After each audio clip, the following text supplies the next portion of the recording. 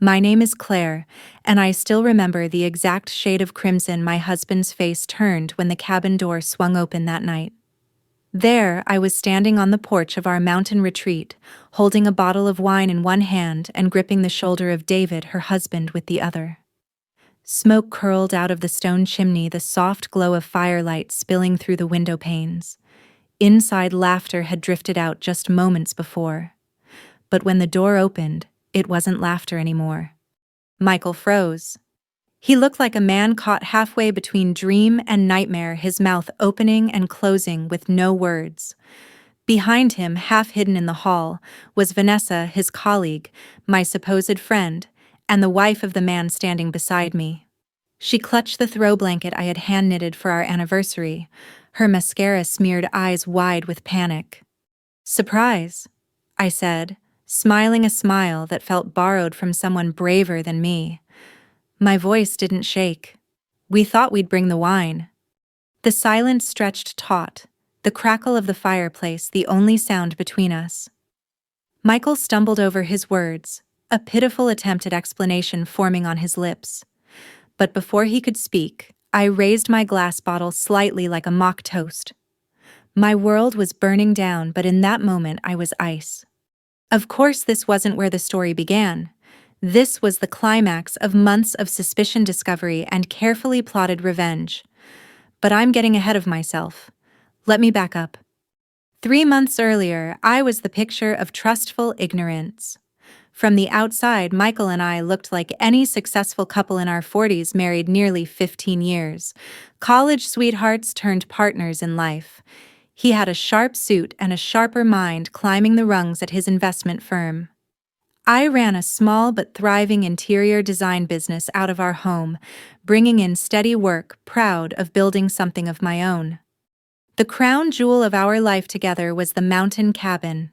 6 years earlier, we'd bought the place as a fixer-upper, though that term barely captured the reality. It had been little more than a drafty shack tucked into the pines, but I'd poured my heart into making it a sanctuary. Every armchair, every lamp, every brushed bronze fixture in the kitchen was chosen by me. My fingerprints were in every detail. It was where I imagined growing old with Michael, where we escaped the city to recharge, where we dreamed. And as it turned out, it was where he would betray me. It wasn't only Michael and me who loved that cabin. 2 years before, at a charity gala, we met Vanessa and David. They were the kind of couple you wanted in your orbit: polished, successful, effortlessly charming. Vanessa and I clicked over design talk and shared love of art galleries, while Michael and David bonded over investments and fishing. Soon, dinners turned into weekends away, often at our cabin. I remember one autumn evening, the 4 of us around the fire, glasses of wine in hand, the leaves outside glowing gold in the dying light. I had thought, how rare to find another couple where the friendship overlaps so perfectly. Naive, isn't it? I can still picture Vanessa laughing at one of Michael's stories, her hand brushing his arm a second too long.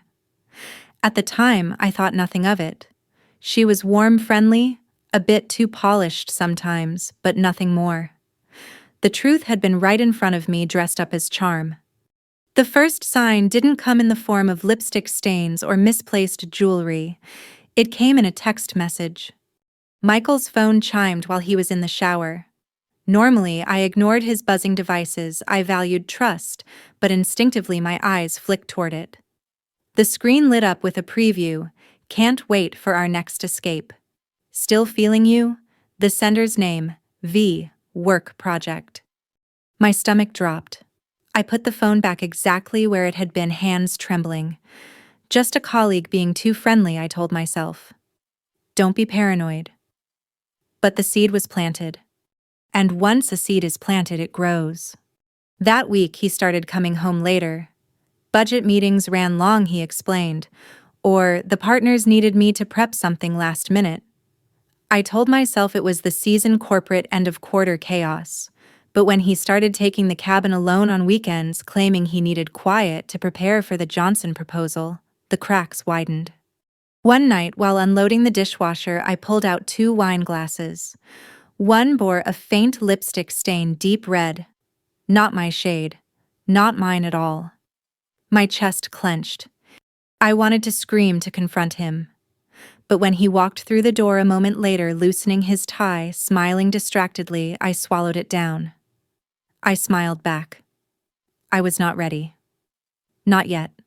In the weeks that followed, my world slowly split in two. Outwardly, I remained the devoted wife, meeting clients, making dinner, attending social events with him and Vanessa and David, as though nothing were amiss. Inwardly, I began cataloging inconsistencies, mileage on his car that didn't add up, receipts tucked into his pockets for champagne when he only drank scotch, gaps in his calendar. I was living two lives, the wife who believed and the woman who suspected. Both of them were me. And that is how betrayal works. It's not a thunderclap, but a leak in the ceiling dripping slowly until the plaster caves in. By the time it collapsed, I had already braced for the impact. If you had asked me 3 months before that night at the cabin whether I trusted my husband, I would have said yes, without hesitation. Michael and I had built a life together that looked solid from every angle. From the outside, we were enviable, a nice home in the suburbs, 2 successful careers, vacations once a year to places our younger selves could have never afforded. Evenings filled with wine and laughter, weekends away from the noise of the city. On paper, we were a love story that had lasted long past the honeymoon phase. Michael and I met in college. I was studying design. He was all about finance and numbers, but something about his confidence and ambition pulled me in. He had this way of making me feel like the future was a map we could draw together, every corner filled with possibility. We got married young before either of us had fully figured out who we'd become, and yet we grew in parallel. At least that's how it felt until it didn't. Our mountain cabin became the jewel of that shared dream. We bought it 6 years ago, a rundown property in the Burcourt Range, with a sagging roof and drafty windows. But to me, it was magic. It was a canvas. I remember standing in that empty shell the first night, hands on my hips, already seeing what it could be. I spent months poring over paint swatches, flipping through fabric samples, hunting down furniture that fit the exact rustic modern balance I envisioned. Michael teased me about obsessing over the perfect lampshade, but when it was done, he admitted it looked like something out of a magazine. That cabin wasn't just a project. It was me poured into wood and stone. It was the place where I thought our family's future would be written. Then there were the friends we invited into that dream. 2 years earlier, at a charity gala full of small talk and champagne flutes, we met Vanessa and David. She was radiant, the kind of woman who never seemed out of place in a silk dress and heels. He had the easy confidence of a man who'd built his career carefully and knew the value of a firm handshake. Together, they were the kind of couple you hoped would like you, polished, successful, generous with their laughter. We hit it off quickly. Vanessa and I bonded over design. She had a sharp eye, though more in the expensive taste than creative sense. We spent hours at brunch, swapping opinions on color palettes and architecture trends. Michael and David, meanwhile, fell into the comfort of men who liked to talk about investments, golf, and fly fishing. The 4 of us began seeing each other regularly, double dates, dinners at new restaurants, and eventually weekends away. And of course, our cabin became part of the rotation. There are snapshots in my memory I can't erase, even though now they sting. Like the late autumn trip when the 4 of us sat around the fire pit outside, bundled in blankets, as the first snow flurries swirled. We roasted marshmallows, drank too much red wine, and laughed until our stomachs hurt. I remember thinking in that moment that life felt full, that we had found the kind of rare adult friendship where everyone genuinely connected. I trusted Vanessa. I confided in her. When work stressed me out, when Michael seemed distant, she was the one I called for a glass of wine and a venting session. And she played her role perfectly, nodding, sympathizing occasionally, dropping a sly joke about how men never really understand women. Looking back, maybe those jokes weren't so innocent. Michael loved the arrangement too. He'd slap David on the back, call him buddy, and toast to many more years of friendship. I can still hear his voice echoing off the cabin walls. We're lucky to have found each other. How cruel to toast to luck while sowing betrayal. But at the time, I had no reason to doubt.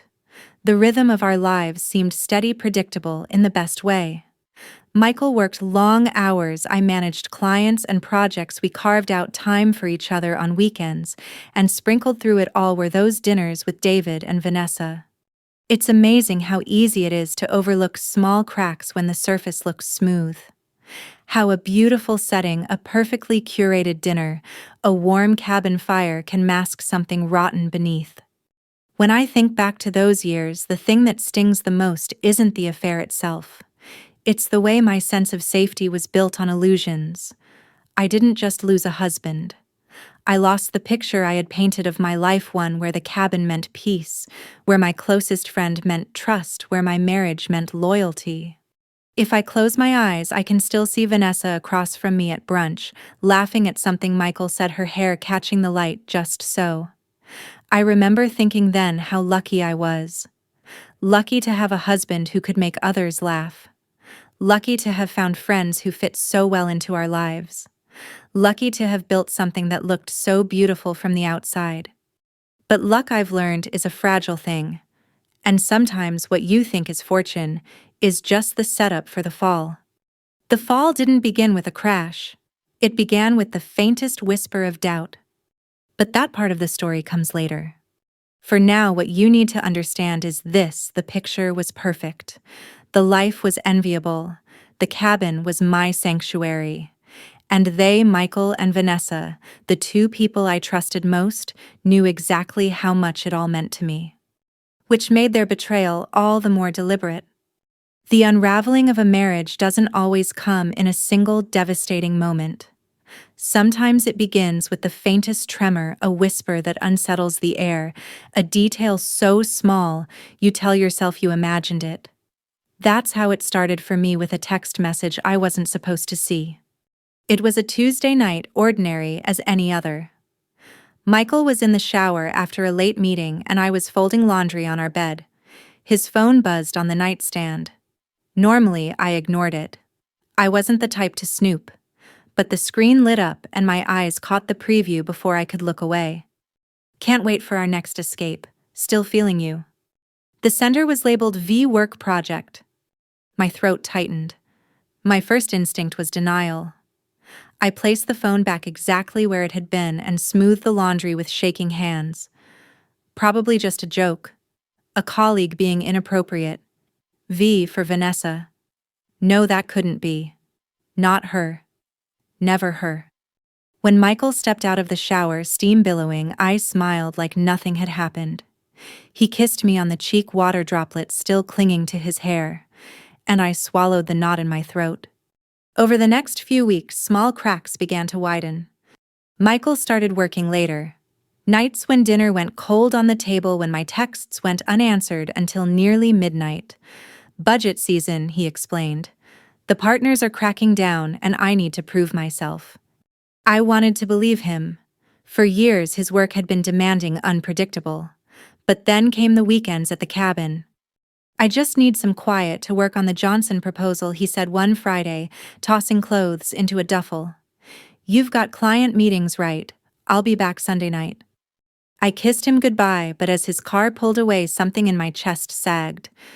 The cabin had always been our place. Our sanctuary. Why was he so eager to be there alone? The evidence piled slowly, almost mockingly. One night, I emptied the dishwasher and found 2 wine glasses. One was clean. The other bore a faint smear of lipstick, a deep berry red I never wore. I froze, holding the glass in my hand, the weight of it suddenly unbearable. My lips tingled as though the stain might transfer onto me. I scrubbed it clean until the glass squeaked, then shoved it back into the cabinet as if erasing it would erase what it implied. Another time I slipped into Michael's car to grab an umbrella he'd left behind. The odometer reading made me pause. The mileage didn't match the distance to and from his office. He'd been driving farther to the cabin, no doubt, or someplace else entirely. Receipts began appearing too, tucked into his jacket pocket, folded in his wallet. Dinners for two at upscale restaurants on nights he claimed to have worked late. Charges for champagne when I knew he despised the stuff, claiming it was too sweet for his palate. One evening, I held a receipt in my hand while he told me about the chaos at the office, spinning stories about meetings and deadlines. His voice was steady, confident, convincing. But all I could hear was the quiet tearing of fabric, the sound of trust splitting down the seams. I tried to dismiss the signs. I told myself I was imagining things, that I was tired, that marriage always ebbed and flowed. But deep down, I knew. And yet there's a difference between suspecting and knowing, between intuition and proof. The human heart clings to hope, even when logic screams otherwise. I told myself Vanessa was my friend. She wouldn't. She couldn't. But denial has a short half-life. The breaking point came on a Wednesday afternoon. I had finished a client meeting nearby and decided to surprise Michael with coffee at his office. A small gesture, one we hadn't shared in too long. I breezed into the reception area, paper cups warm in my hands. The receptionist looked startled to see me. "Oh," she said, her smile faltering. "Michael isn't in today. He took a personal day." My heart stumbled. "A personal day," I repeated too lightly. "Yes," she said, shuffling papers. "He left around lunchtime yesterday and said he'd be gone through today." I walked out of that building with both coffees still full, my hands shaking so badly that lids rattled. By the time I reached my car, tears had blurred the windshield. That night, when he came home, tie loosened, briefcase in hand, he kissed me casually and complained about budgeting meetings that dragged on forever. And I smiled. I smiled and nodded, hiding the scream lodged in my chest. Desperation makes you resourceful. I told myself I wasn't proud of it, but I tracked his phone. Just once. Just to confirm. The location lit up our cabin. Our sanctuary. While I lay awake in our empty bed, he was there. With someone. With her, though I didn't yet know for sure. I felt something inside me fracture. But I wasn't ready to confront him. Not yet. Instead, I began to collect. To observe. To catalog every inconsistency, every small betrayal. I was the dutiful wife by day, smiling through dinners with him and Vanessa, and David, listening to their stories, even laughing at their jokes. But beneath the surface, I was sharpening a blade made of truth. The line between paranoia and reality blurred. Sometimes I wondered if I was losing my mind. But then I'd find another receipt, another lie, another smear of lipstick. And the truth grew too loud to ignore. Betrayal doesn't always crash into you. Sometimes it leaks drip by drip, staining everything it touches, until you're standing in a house that no longer feels like your own. And I had only just begun to see how deep the flood would run. The truth arrived not as a whisper, but as a flood, and once it broke through, there was no denying it anymore. It happened on a quiet Sunday afternoon. Michael had told me he needed to spend the weekend at the cabin winterizing the pipes. I had stayed behind, burying myself in fabric swatches and design sketches for a client's sunroom. But my mind wasn't on the work. It hadn't been for weeks. I opened my laptop and, almost without thinking, clicked into our shared cloud storage, the account we both use to sync photos from our phones to the family computer. My breath hitched when I saw a new folder labeled Cabin October. Michael wasn't careless, not usually, but this time, he had slipped. My hands trembled as I clicked. The first image was harmless enough, a shot of the lake from the back deck. But in the corner of the frame, barely visible, was the outline of a woman's reflection in the sliding glass door. Long hair. A familiar silhouette. The next image confirmed it. A jacket not mine hanging beside his on the coat rack I had custom built. Women's style, tailored with a fur collar. I leaned closer, my eyes narrowing, my breath shallow. Then came the third photo, the one that hollowed me out. Michael stood by the fire pit, smiling, holding a glass of wine. Behind him, slightly blurred, was Vanessa, her eyes fixed on him, her smile radiant. My friend. My brunch companion. The woman who had stood beside me in my own kitchen, complimenting the backsplash I'd chosen, telling me how lucky I was to have such a wonderful husband. I dropped the laptop onto the couch and sank to the floor, my legs unable to hold me. My hands covered my mouth, muffling a sound I didn't recognize as my own, something between a laugh and a sob. I stayed there for what felt like hours, surrounded by the weight of it. Not some faceless woman, not an anonymous fling. Vanessa. The betrayal tasted metallic bitter. It coated my tongue, my throat, my lungs until I could barely breathe. The next day, I tried to go through the motions. I met with a client, smiled as I described tile samples, nodded at their ideas. But every time I blinked, I saw Vanessa's face. I heard Michael's laugh. I remembered the way her hand had lingered on his arm at dinner and realized it hadn't been innocent at all. When I got home, Michael was already there, cooking pasta as though nothing had changed. He kissed me on the cheek, poured me a glass of wine. "How was your day?" he asked casually, as though my world hadn't just cracked open. And I played along. I sat across from him at the table we had picked out together, twirling spaghetti around my fork, pretending everything was normal. My chest felt like it was caving in, but my face stayed smooth. Because now I knew. And knowing is different. Knowing is power. That night, lying awake beside him, I stared at the ceiling, a cold clarity settling over me. The pain was still there, sharp and jagged, but underneath it ran something else, resolve.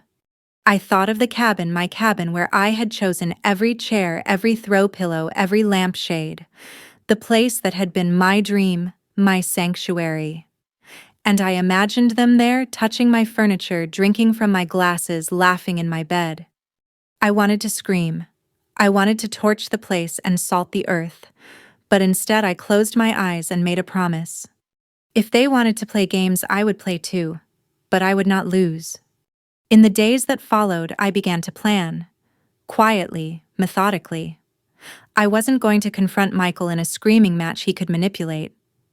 No. I wanted something cleaner, smarter, something that would leave no doubt about who held the power.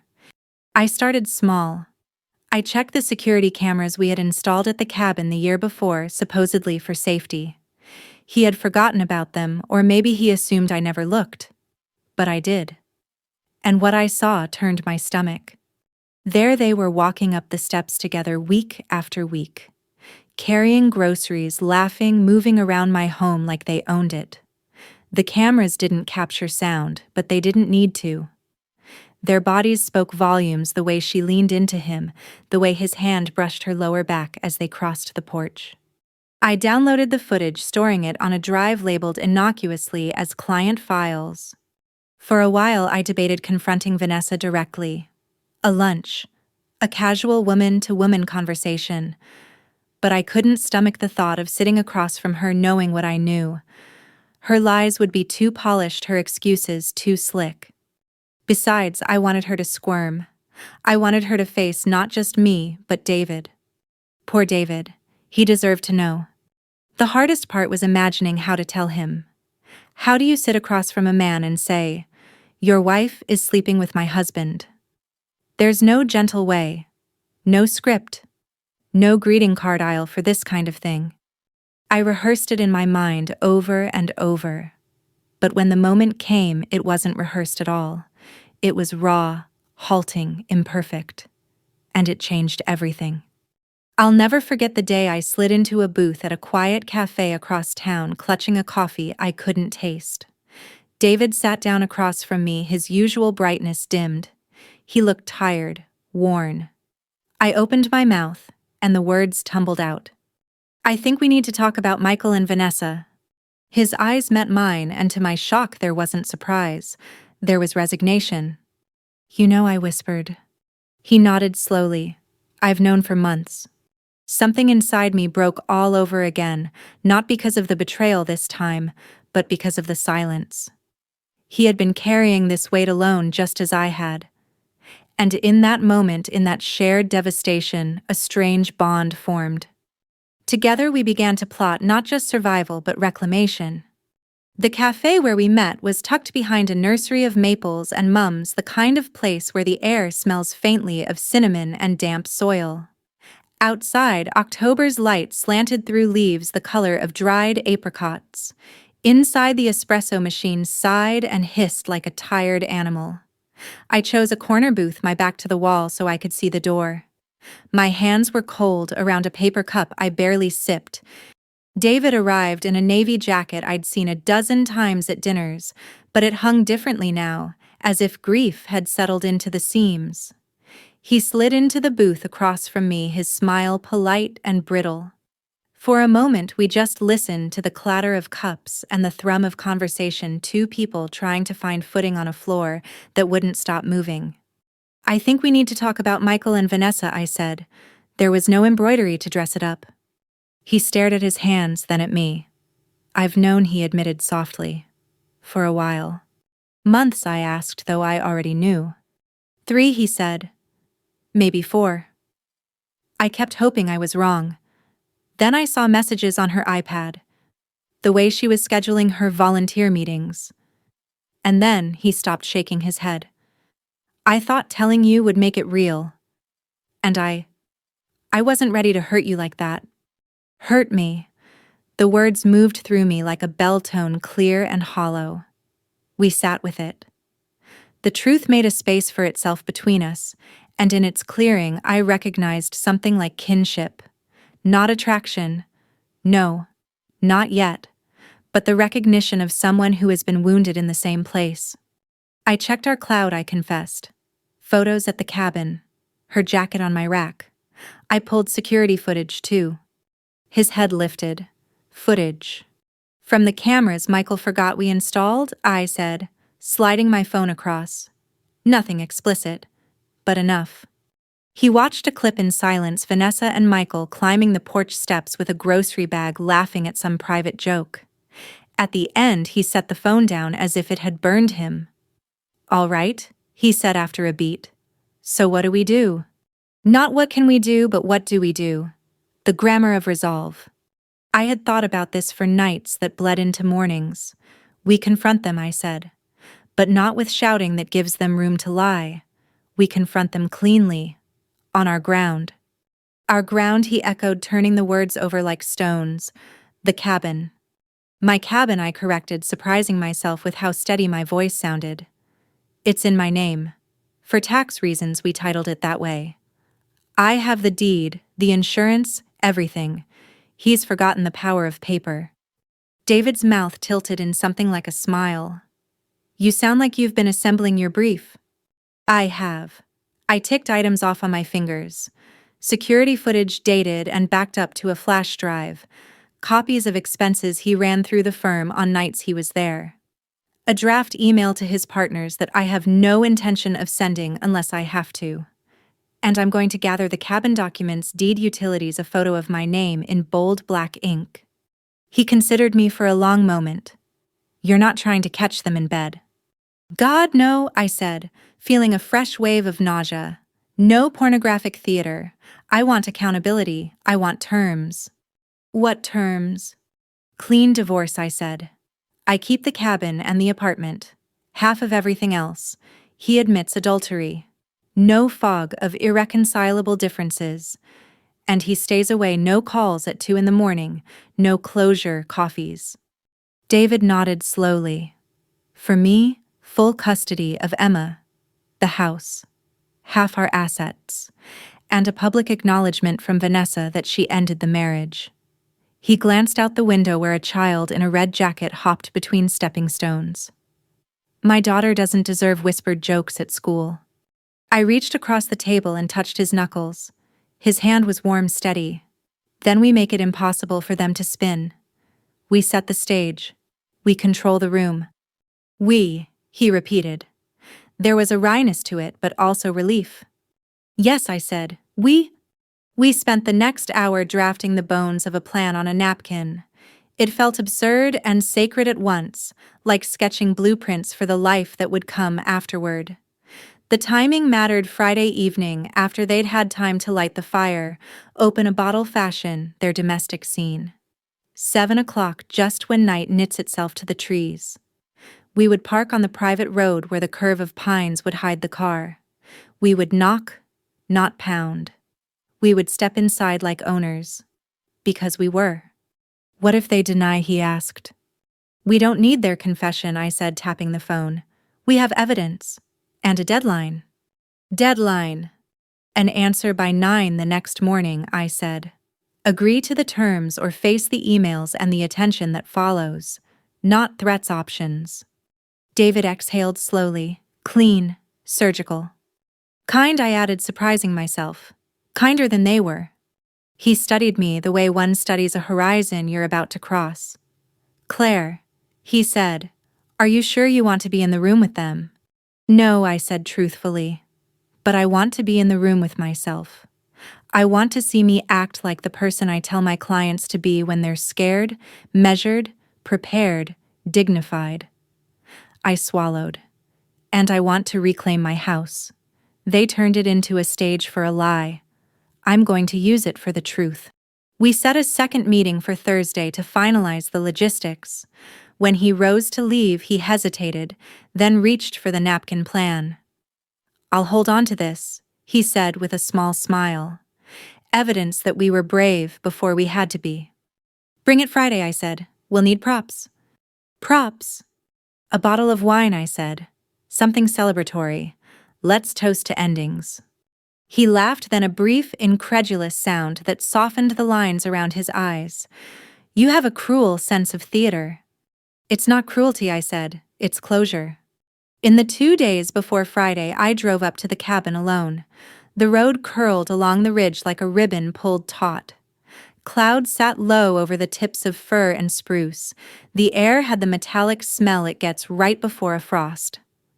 I unlocked the door and stepped into the place I had built with my hands and the version of love I thought would last. It is a strange thing to walk through your own home as if you are an archaeologist. I moved slowly, touching the banister I'd sanded the table, whose knots I'd oiled till they glowed. In the bedroom closet, I found what I'd expected: a small canvas bag tucked behind spare blankets, women's toiletries, a silk robe, slippers with a faux fur trim. Evidence that she had been nesting here, creating a drawer in my life. I did not touch the bag. I wanted its existence to accuse her, not my narration of it. Instead, I slid a small recorder beneath the bed frame, not to capture bedroom noises, God no, but to catch the conversations between the planning whispers of people who think no one hears. In the study, I printed a fresh copy of the deed and set it in a leather folder. I backed up the last 6 months of security footage onto 2 flash drives and tucked them into my bag beside a neatly typed list of expense reports that didn't add up. On a yellow notepad, I wrote names I could contact if necessary: the firm's managing partner, the charity board, where Vanessa led fundraising luncheons scented with peonies and spin. I did not want to ruin them. I wanted them to face consequences. There's a difference, and I held it like a compass. As I locked up, I hid one more thing: a small box in the liquor cabinet wrapped in ivory paper. An anniversary gift I had ordered months ago, lace handkerchiefs embroidered with our initials. I didn't take it home. I wanted Michael to open it there in the room where the lie had lodged itself like a thorn. Thursday evening, David and I met again, this time in the parking lot of a hardware store where nobody paid attention to long conversations. He handed me a bottle of good Pinot with a sheepish look. I asked the clerk what pairs best with endings, he said. Something dry, I answered, and we both laughed at the wrongness of finding humor in the ruins. We rehearsed the words until they felt like lines we could speak without shaking. These are the terms. You have until 9 a.m. Tomorrow, we email and call. We agreed on signals if either of us began to falter. We agreed to leave together afterward to a small inn off the highway. Separate rooms, clean sheets, neutral air. Claire, he said before we parted, voice low, I don't know what this makes us. Human, I said, and not alone. When we hugged, it was ungainly and brief embrace rather than an embrace.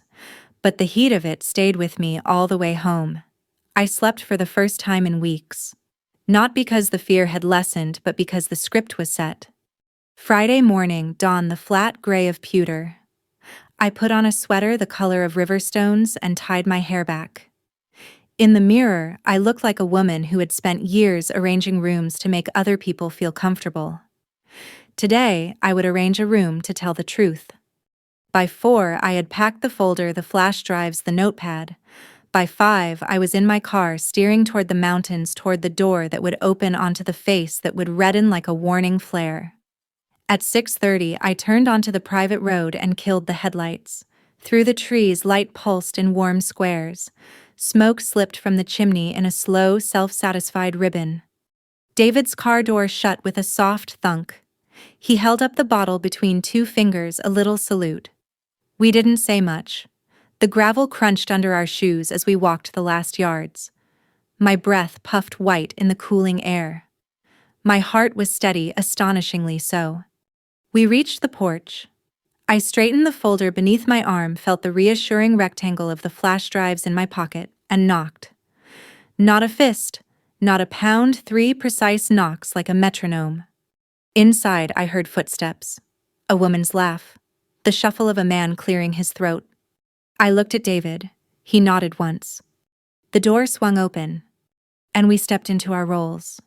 Michael's eyes went wide, then blood rushed into his cheeks as if someone had upended a bucket of paint. Behind him, Vanessa stalled in the hallway, clutching my hand-knit throw around her shoulders like a costume borrowed without permission. The room smelled of salmon, lemon, and rosemary. A bottle of red breathed on the coffee table beside 2 glasses, one with a kiss of bright lipstick at the rim.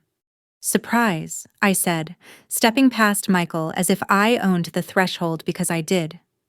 David followed the bottle of Pinot balanced in his hand like a prop perfectly chosen for the scene. "What, Claire? What are you doing here?" Michael's stammered voice pitching higher than it ever did in boardrooms.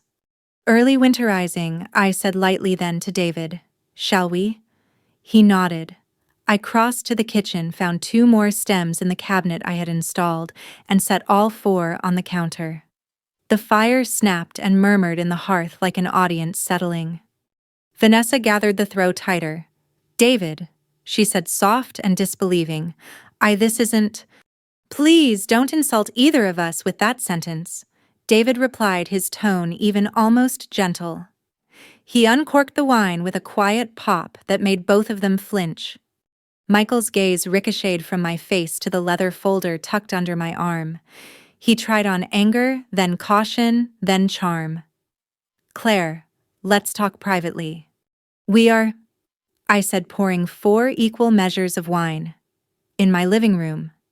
I slid a glass toward him, one toward David, kept one for myself, and set the 4th in front of an empty chair. I didn't hand it to Vanessa. She could decide whether to sit with us or remain standing in borrowed warmth. "Don't do this," Michael hissed. "You're making a scene." I glanced at the neat stacks of place settings, the candle stub guttering on the table, the skillet set aside with 2 salmon fillets. "No," I said, "you made the scene. I wrote the ending." David took a sip and cleared his throat. "Here's how this will go." Michael turned on him. "You don't direct my—" I cut in mildly. "But he does tonight." I placed the folder on the coffee table spine square to the wood grain. "And so do I." Vanessa's eyes shone, mascara already smudging. "Claire, I never meant for this to what I asked, meeting her gaze until she lowered it. To happen. To happen here. In the house I designed to feel like safety." Silence curdled. Somewhere inside the walls, the heater clicked on. I flipped open the folder. A crisp copy of the deed lay on top, my name in sober type. I turned it so it faced Michael and tapped the line with my fingertip. "Ownership," I said simply, just in case the word has gotten fuzzy. He swallowed. "We bought it together." "With my father's inheritance," I said, the air thinning around the words. "We titled it in my name for taxes. Remember?" Vanessa looked at him, alarm widening her eyes. He didn't look back. Beneath the deed, I placed a small stack of printed screenshots, time-stamped images of Michael and Vanessa approaching the cabin of their silhouettes on the back deck of that jacket hanging beside his on my rack. I didn't show everything. I didn't need to. "You've been spying," Michael said, grasping for moral high ground as if it were a rung on a ladder sliding away. "I reviewed security footage from cameras mounted on my property," I said calmly. "Installed last year after the break-in on the West Ridge. You helped pick the model." I set 2 flash drives on the table, their aluminum glinting in the firelight. "Copies, 6 months." David added a neat page of dates and times. "Also," he said softly, "Vanessa's calendar entries." "Board lunch doesn't usually involve driving to a closed road in the mountains." Vanessa flinched. "David, please." Please, what his voice didn't rise. If anything, it grew quieter, more devastating. "Please pretend. Like I have for months." Michael pinched the bridge of his nose. "Fine," he said. "We're adults. We can discuss this without theatrics." "Agreed," I said, sliding a second set of pages across a list of expense reports. "Here are dinners you charged to your firm on nights you were here." Client initials filled in after the fact. "I have a draft email to the managing partner with attachments ready. I hope not to send it." He stared at the paper. The flush in his cheeks cooled to a chalky gray. "You wouldn't." "That depends on how reasonable you are," I said. I took a breath, felt my heart steady under my ribs like a metronome. "Here are the terms." I spoke them as if reading an agreed-upon contract, a clean, swift divorce. "I keep the cabin and the city apartment. We divide remaining assets evenly. You acknowledge adultery in the filing.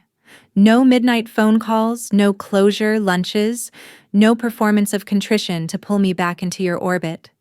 Michael opened his mouth shut. It opened it again. David set his glass down. "My terms for Vanessa: full custody of Emma, the house, half our assets. A signed statement that you initiated the relationship and accept responsibility for the dissolution of our marriage. No litigating motherhood in the court of gossip." Vanessa's veneer cracked. "You want to humiliate me?" "No," David said, and the kindness in his tone made the word land like truth. "I want our daughter to have a life not shadowed by whispers. Accountability isn't humiliation." Michael's eyes narrowed. He angled toward me, seeking a seam. "Claire, think about what you're giving up. We can fix." "We cannot fix a house whose beams you've hollowed," I said. "And I am not giving up anything. I'm choosing." "There's a difference." For a moment, only the fire spoke. Its pop and sigh felt like punctuation in a sentence I had waited months to complete. I slid a final sheet forward, a single line typed in the middle. "Deadline 9:00 a.m. "You have until morning," I said. "We're staying at the Highland Inn. If we don't hear from you by 9, the emails go out at 9:01. I also have a list of the charity board members who'd want to be alerted to budgeting irregularities." I looked at Vanessa. "You can keep your title perhaps if you resign gracefully now. If not, I suspect the title will be taken." Vanessa pressed the back of her hand to her mouth, gaze skipping between us like a trapped bird. "Michael," she whispered, "say something." He stared at the deadline as if it ticked. Then he did what he has always done under pressure. He paced 3 steps to the hearth pivot, 3 steps back, assembling arguments in the air. None held. Finally he stopped. "And if we refuse?" "Then you begin your brave new life under a very bright light," I said. "Which seems like a poor way to start a romance that's already flinching from its own reflection." The line landed. He looked at Vanessa and she looked away. That unspoken language that had once been their thrill deserted them. David picked up the Pinot and poured a little more into his glass. "We brought this for a reason," he said, half to me. "Closure." I reached for the liquor cabinet and removed the ivory-wrapped package I'd hidden 2 days earlier. I held it out to Michael. "Happy, almost anniversary," I said quietly. 13 years. Lace. He didn't move to take it. I set it on the mantel beneath the framed watercolor of the lake. The scene felt suddenly terribly symmetrical beauty above truth below. "We're leaving you the evening," I said, stepping toward the door. "Pack everything that belongs to you. All of it." I looked at Vanessa deliberately, including the bag in the bedroom closet. Her chin lifted a fraction, then fell. Michael's voice came rough and low. "Where are we supposed to go?" "Anywhere that isn't here," I said. "This is not your place anymore." We moved to the doorway. The room seemed smaller, its comfort theatrics finally stripped away. David opened the door to the night's cold breath. On the threshold I paused. "You both should know," I said, "that I didn't come here to destroy you. I came here to stop you from destroying me." We stepped onto the porch. Behind us, the fire cracked like a tired applause. Gravel ground under our shoes. Pine resin scented the air, sweet and clean. In the parking bay where the trees opened to winter sky, David exhaled a breath he'd been holding for months. "You were magnificent," he said quietly. "I was prepared," I answered, surprised to find my voice gentle, "and very, very tired." We stood a moment longer, listening to the mountain's hush. Then we climbed into the car, the dashboard clock winking 7:43. As we pulled away, warm squares of light receded between the trunks, shrinking, then vanishing. I did not look back. The Highland Inn sat 2 towns over its shingled roof, dark against the starlit sky. David and I checked in without fuss, requesting rooms on different floors. It wasn't about appearances, it was about air. Space to breathe after a night thick with tension. In my room, I poured the rest of the Pinot into the small hotel glass, sat cross-legged on the bed, and let silence lap around me. My body shook with delayed tremors, not fear exactly, but the release of months spent coiled tight. I replayed the confrontation in fragments, Michael's face paling, Vanessa's hand clutching my blanket, David's voice cutting clean through Vanessa's excuses. The taste of it was bitter and sharp, but also clarifying, like biting into citrus. Sleep came in restless bursts. At dawn, frost feathered the window pane.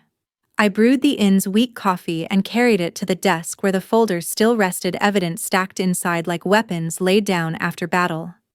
At 8:30, a text buzzed on my phone. It was from Michael. "We'll sign. No fight, just make it quick." I stared at the words. No apology, no confession. Just defeat. And somehow that felt more satisfying than rage would have. Rage would have meant he still believed he had power. This was surrender. A second message blinked in from David's phone. Vanessa agreed too. "Custody statement, the house. It's done." I set the phone aside and let myself cry quietly, steadily.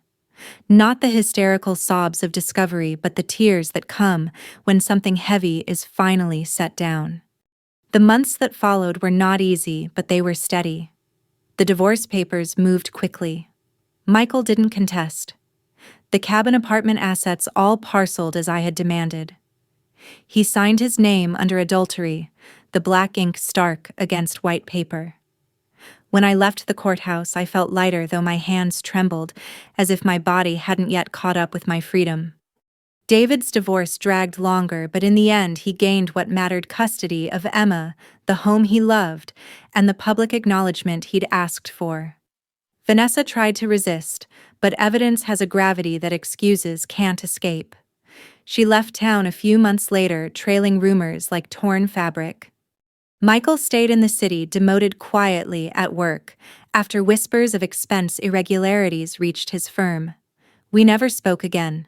Occasionally, I passed him in memory, like spotting a stranger who resembles someone you once knew. But the cabin, that was the heart of it. The first time I drove up after the papers were finalized, my hands tightened on the wheel at every curve.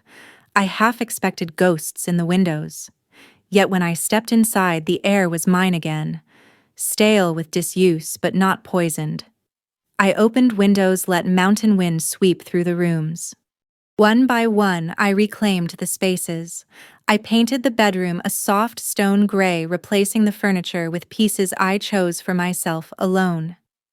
I burned the throw blanket in a bonfire under a February moon, watching its smoke curl into the night like the end of a spell. I replaced the wine glasses, every last one. By spring, the cabin no longer hummed with betrayal. It breathed again, clean, whole mine. David and I kept in touch at first out of necessity, coordinating lawyers, comparing notes. But necessity softened into something else. Dinners where we talked about everything but them. Hikes with Emma, who darted ahead on trails naming wildflowers with a child's delight. Laughter that surprised us both with how good it felt. We didn't rush. We weren't ready for declarations. But we built something honest, one careful stone at a time. Where their affair had been shadow hours, if I can even call it ours, was daylight, transparent. Rooted in pain, yes, but also in truth. 1 year later, almost to the day, I stood on the cabin's deck with a mug of coffee, the mountains ablaze in autumn color. The air was crisp, the sky a clear, impossible blue. Beside me, David leaned against the railing, Emma asleep inside with her stuffed animals. "Do you regret any of it?" he asked quietly. I thought of the confrontation, of Michael's stammer, Vanessa's tears, the wine glasses on the table. I thought of the sleepless nights, the sharp grief, the long climb back to myself. "No," I said finally, "because if I hadn't faced it, I'd still be living a lie. I'd rather hold a painful truth than an easy deception." He nodded, his profile strong against the light. "We rewrote it," he said softly. "We did," I agreed. I slipped my hand into his. His thumb traced slow circles across my skin, not a promise, but a presence. And that was enough. Inside, the fire cracked. Outside, a hawk circled over the valley, its cry sharp and free. For the first time in a long time, I felt whole. If you've listened this far, maybe you've carried your own heavy truth. Maybe you've known what it is to smile through suspicion, to doubt your worth in the shadow of betrayal. If you take anything from my story, let it be this: you are not powerless. You can reclaim your space, your dignity, your story. Sometimes endings arrive like avalanches, sudden and brutal. But sometimes endings are reclamations. And every reclamation is the beginning of something new. If this story resonated with you, share it with someone who needs to hear it. And if you'd like to walk with me through more stories like this about betrayal, survival, and the strength we never knew we had, consider subscribing. We're stronger when we don't carry these truths alone. Thank you for listening.